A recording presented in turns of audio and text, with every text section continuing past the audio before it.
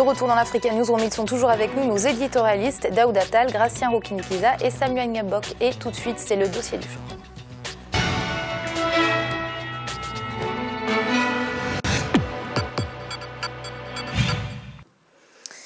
L'intégration régionale sur le continent africain, une dynamique en marche. Les chefs d'État et de gouvernement conjuguent leurs efforts pour rendre effective ce processus. Des défis sur le plan politique, socio-culturel et économique sont au cœur des programmes des pays du continent. Alors quels sont les efforts et les avancées faits par les autorités pour favoriser cette intégration régionale? Élément de réponse avec ce sujet d'Idlet Mirabel Bissou. L'intégration régionale, une dynamique en marche sur le continent. De la politique, en passant par la culture et l'économie, les pays s'accordent sur la nécessité de coordonner ensemble leurs actions pour atteindre une croissance émergente et un développement économique convoité. D'autres défis, comme la création d'une zone monétaire, la libre circulation des biens et des personnes, l'uniformisation des politiques des États et la construction des infrastructures, sont nécessaires pour une intégration régionale durable sur le continent. Prônée depuis les années 60, l'intégration africaine est devenue une traditionnelle conquête pour les États. En plus de 50 ans, quelles sont les politiques mises en place par les pays pour favoriser l'intégration régionale? Quelles sont les avancées dans ce domaine? Quelles sont les faiblesses des gouvernements? L'histoire des premiers leaders africains qui ont réfléchi sur l'intégration est une base solide pour matérialiser l'ambition et donner une réponse globale à quelques préoccupations contemporaines. Kwame Nkrumah et bien d'autres avaient en tête la possibilité, pas la possibilité, la nécessité d'un État fédéral. C'est-à-dire de partir d'une organisation qui est composée de micro-États. À la constitution de cette organisation, les États étaient très faibles, peu de moyens économiques, même souveraineté fragile. Donc l'objectif était de faire en sorte que l'Afrique soit forte à travers une union qui permette progressivement à tous les États qui la composent de se retrouver dans un seul État. L'intégration régionale qui au début mettait en avant la politique a migré au fil du temps vers des exigences socio-culturelles et économiques. Quand on a commencé l'OUA, l'idée d'intégration était politique.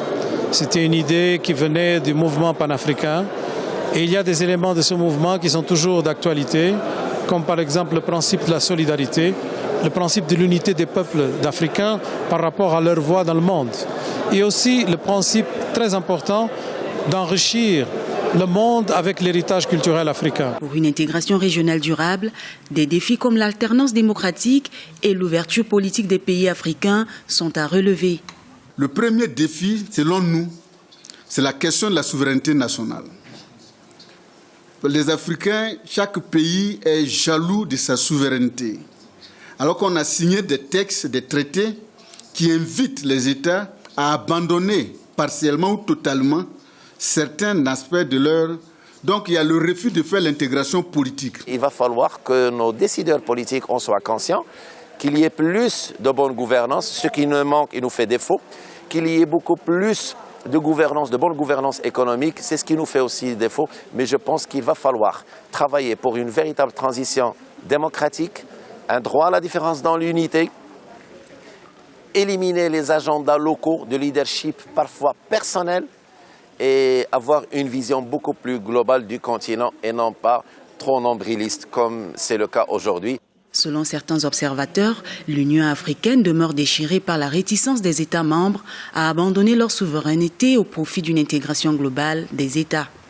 Ce qui explique encore les problèmes de libre circulation des personnes et des biens dans certaines régions du continent. Je suis d'origine marocaine, de la frontière maroco-algérienne. Je suis natif de Oujda. Oujda, c'est sur la frontière, c'est-à-dire il n'y a même pas de frontière physique, il n'y a même pas de relief. La moitié de la ville d'Oujda, elle est faite d'Algériens. Et la moitié de la ville d'Oran, c'est pareil. Et pourtant, ça fait une vingtaine d'années et la frontière est fermée. C'est aberrant, ça n'a pas de sens, ça n'a pas de justification. Même si les frontières restent fermées dans certaines parties du continent, des efforts sont en train d'être faits par les chefs d'État pour changer la donne. En Afrique de l'Ouest, par exemple, les actions des gouvernements sont visibles. Depuis plus de 30 ans, les visas ont été abolis dans cette partie du continent africain. La région Afrique de l'Ouest a fait de grands progrès dans la libéralisation de la circulation des personnes et des biens. Nous avons le passeport CEDEAO, nous avons aboli les visas, nous avons le droit de résidence et même le droit d'établissement. Mais nous sommes conscients que nos citoyens continuent à subir des tracasseries lors de la traversée des frontières ou dans leur droit de résidence dans d'autres pays. Après le processus de l'intégration politique et culturelle, l'un des grands défis réside dans la matérialisation de l'intégration économique. Des régions du continent sont encore à la traîne avec un taux de change intra-régional relativement faible. On a un taux d'intégration et d'échange intermaghrébin qui n'arrive même pas à 2,5% de notre commerce international. Et on est vraiment le parent pauvre des unions africaines à cause de problèmes de rivalité, de problèmes frontaliers. En Afrique de l'Ouest, 3 expériences d'intégration et de coopération fonctionnent correctement. La Communauté économique des États de l'Afrique de l'Ouest, l'Union économique et monétaire ouest-africaine et l'Union du fleuve Mano. Elles ont permis des avancées sur le plan politique, socioculturel et économique. Quand vous prenez le commerce intra-régional, c'est la SADC qui fait le bon score, avec autour de 22% entre pays de la SADC, suivi de la CEDEAO, 19% entre pays de la CEDEAO. Mais la dernière région, c'est l'Afrique centrale, avec 1,2%. 1,2% entre eux-mêmes. Bon, vous voyez que le commerce intra-africain est faible du fait aussi, en partie, des infrastructures. Il n'y a pas d'intégration monétaire, il n'y a pas d'intégration financière. L'Afrique a au moins 42 monnaies en circulation sur l'espace. L'union monétaire et financière sont des défis également importants dans le processus d'intégration du continent africain. La monnaie unique, c'est l'ambition des chefs d'État et de gouvernement de la CEDEAO d'ici 2020. La CEDEAO a pour ambition d'arriver à créer une monnaie unique à l'horizon 2020. Ce processus a été réexaminé par la conférence des chefs d'État et de gouvernement en 2013, qui a décidé, pour nous permettre d'être à l'heure, d'être au rendez-vous de cet objectif, de confier la responsabilité à 2 chefs d'État, à savoir le président John Dramani Mahama, président du Ghana, et le président Mahamadou Issoufou, président du Niger, le soin de superviser pour eux la mise en œuvre de cette stratégie de création d'une monnaie unique. La dynamique de l'intégration régionale en Afrique ne saurait se concrétiser sans les avancées considérables dans le domaine de l'énergie, la construction des infrastructures terrestres, maritimes et aériennes. Par ailleurs, l'adoption du tarif extérieur commun par les autres régions à l'instar de la CEDEAO pourrait transformer le continent à travers une union douanière solide, en contribuant ainsi à dynamiser les échanges commerciaux entre les pays. Samuel, véritable facteur de développement, cette intégration régionale pour le continent africain? Oui, véritable facteur de développement, mais sous-exploité. Sous-exploité parce que les problèmes ont été énumérés dans ce reportage. Il y a des facteurs historiques qui expliquent ces freins qui sont liés à l'intégration régionale, mais il y a aussi des problèmes d'ordre institutionnel. Il y a des problèmes liés à la volonté politique des chefs d'État qui doivent céder des pans importants de la souveraineté nationale à des institutions, soit régionales ou continentales. Et tant que ce pas n'est pas franchi, on ne pourra pas parler d'intégration régionale et on ne pourra pas tirer le maximum de profit de cet important facteur de développement, surtout à l'ère de la mondialisation où la concurrence économique est féroce. Aucun des États, à lui tout seul, sur le continent, ne peut faire face à la rivalité économique internationale. Il faut absolument des mariages économiques entre les différents États pour pouvoir peser dans les négociations commerciales internationales. Ce qu'il faut relever justement, c'est qu'il y a un frein qui est structurel, celui lié aux infrastructures. Tant qu'il n'y a pas des infrastructures de communication, de transport, on ne peut pas faire appliquer le droit lié à la libre circulation, lié à au libre établissement ou de résidence. Donc il faut absolument mettre en place des infrastructures inter- ou intracommunautaires pour pouvoir justement booster les économies nationales. Alors Daouda, on a parfois l'impression que cette intégration régionale a fait peur aux États à cause de leur souveraineté, jalousement gardée. Oui, tout à fait. C'est toujours le même problème, et c'est un problème africain malheureusement. Hein. On a du mal à céder ce qu'on a acquis de longue lutte. Hein. C'est sans doute ce qui fait ce phénomène. Hein. Par contre, je pense qu'on ne devrait pas, parce qu'on l'a vu avec l'exemple de l'Union européenne, les États ont gardé leur souveraineté nationale, en tout cas sur le plan politique et même sur le plan économique, sauf qu'ils s'engagent à respecter un certain nombre de règles. Ce modèle pourrait très bien marcher chez nous. Hein. On n'en est pas encore là, parce que c'est vrai qu'il faut laisser le temps au temps aussi, parce que bon, la construction des autres espaces comme l'Union européenne, etc., c'est fait sur plusieurs dizaines d'années. Mais je pense que Samuel a raison, il faudrait qu'on essaie il faudrait plus de volonté politique en fait pour arriver à ça. Le jour où Abuja, Arusha, Gaborone et Libreville, puisque c'est les sièges des organismes régionaux, parlent le même langage, peut-être qu'on fera un vrai pas vers la véritable Union africaine.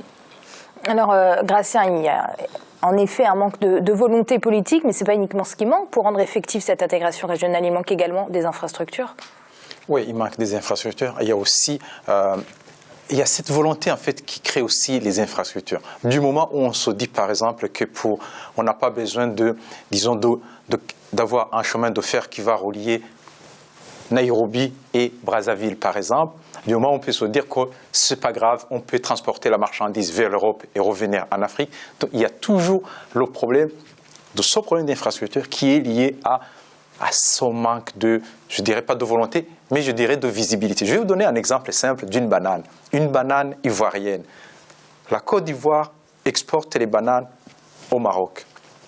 La banane ivoirienne transite par Orly en France et débarquée, arrive dans le marché, ce qu'on appelle le marché international d'Orangis. Et après, on embarque, à partir d'une société que je ne vais pas citer, la banane est encore embarquée pour être transportée au Maroc. Vous imaginez tout le parcours, c'est-à-dire que le prix du banane va doubler. Le Marocain, au lieu d'acheter 2 bananes, il va acheter une seule banane, et c'est l'économie ivoirienne qui en pâtit. Au lieu de privilégier finalement les relations entre les États rapidement, les chemins de fer ou les avions. Donc c'est pour vous dire que il y a cette volonté, mais aussi ces infrastructures. Du moment où ce n'est pas créé, même les gens qui font les entreprises, qui ont des entreprises, l'économie ne peut pas suivre. Donc il y a vraiment ces investissements à faire.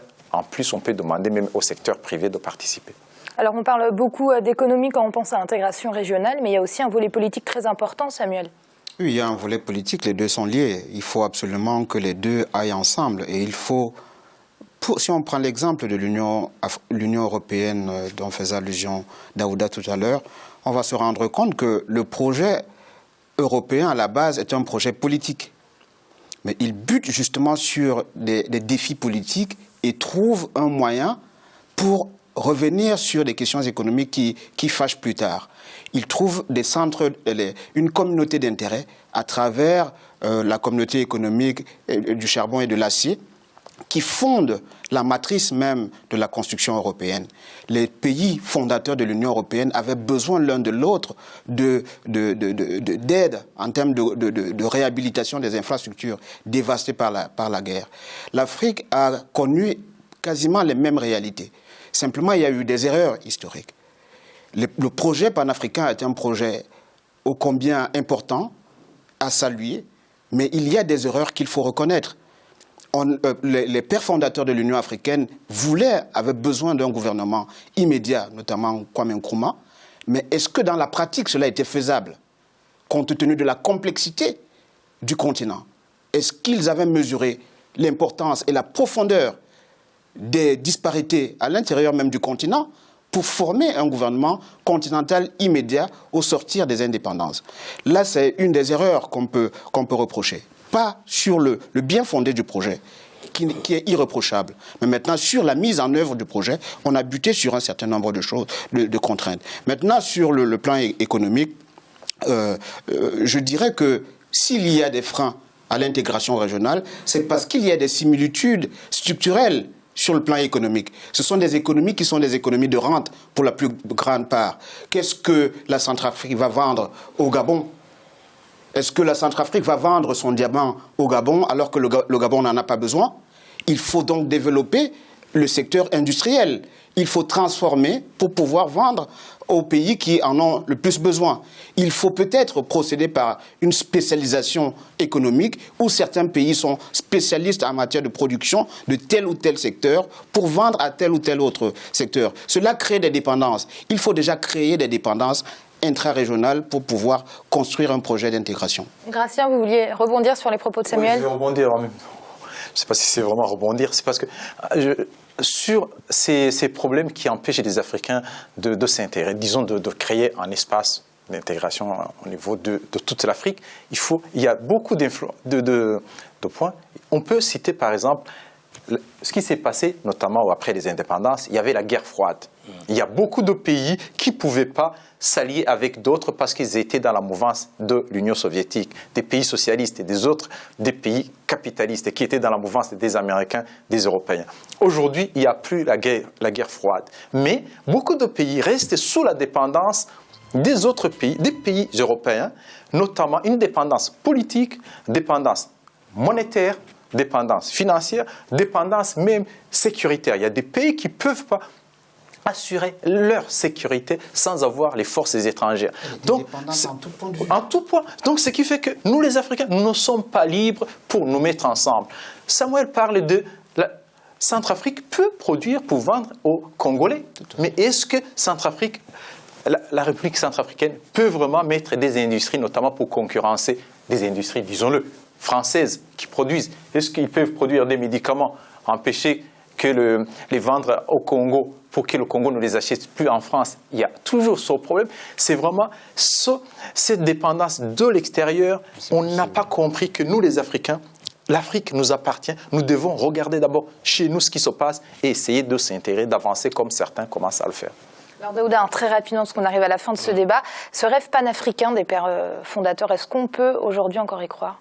On peut tout à fait y croire, sauf que bon, c'était pas possible avant, effectivement, notamment pour la guerre froide. Je pense que depuis 1989, c'est la fin de la guerre froide, donc chute du mur de Berlin. À ce moment-là, les pays qui s'étaient rangés vers le communisme en Afrique, comme la Guinée et d'autres pays, ne pouvaient pas écouter le discours pro-occidental des autres pays, qui étaient eux sous la coupe de l'aide publique au développement, de l'aide publique au développement, puisque si vous vous rangez vers les communistes, vous ne touchez plus l'aide publique au développement. Je trouve que cette aide nous a asphyxiés à un moment donné, et c'est le cas de le dire, puisque ça diminue notre indépendance et on ne peut pas s'en passer. Et pour revenir très rapidement à Mira sur le côté économique, plus on va voir un produit, l'oignon par exemple, l'oignon de l'Union européenne qui arrive sur le marché dans un pays africain va être moins cher que l'oignon qui est produit localement. C'est le cas du Sénégal, bien entendu. Et il y a d'autres produits pour d'autres pays. Et ça, c'est pas normal. Donc en fait, par contre, c'est une conditionnalité pour toucher l'aide. Il faut accepter que les produits européens rentrent. Et pour revenir, ça va être très rapide, sur le tarif extérieur commun dont on parlait. Un tarif commun pour favoriser le commerce entre pays, inter-pays africains, zone CEDEAO, CEAC, etc. C'est bien. Par contre, j'ai bien peur que toutes ces politiques de tarifs extérieurs communs, ce soit au profit des puissances qui vont importer, qui vont importer des produits exportés vers chez nous. Pardon. Merci Daouda, c'est le mot de la fin pour cette partie. Nous allons marquer une nouvelle pause. On se retrouve très vite pour la partie économique de l'Africa News. On revient tout de suite.